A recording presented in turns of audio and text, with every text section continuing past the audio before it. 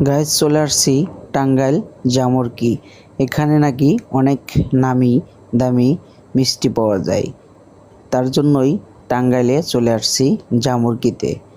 টাঙ্গাইলের চমচম অনেকেই বলে, আজকে কিভাবে চমচম বানায় আমি সেই জিনিসটাই আপনাদের মাঝে তুলে ধরার চেষ্টা করব, সাথেই থাকবেন।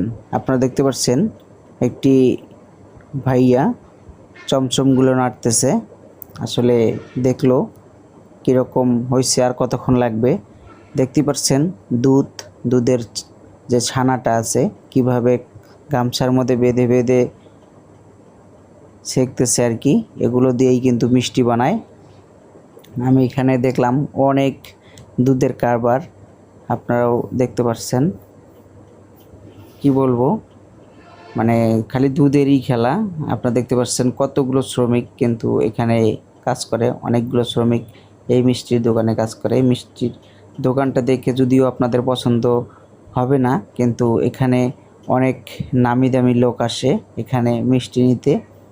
প্রাইভেট কার পর্যন্ত নিয়ে আসে, অনেক জায়গা থেকে অনেক নামি দামি লোক আসে। আপনারা দেখতেই পাচ্ছেন।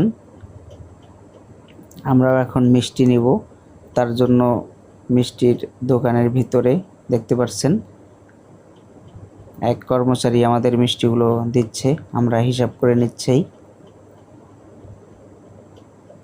আসলে আপনারাও এই জামুরকিতে আসলে কিন্তু মিষ্টি নিতে পারেন, এখানকার মিষ্টি অনেক সুস্বাদু খেতে। সাথে থাকবেন সবাই।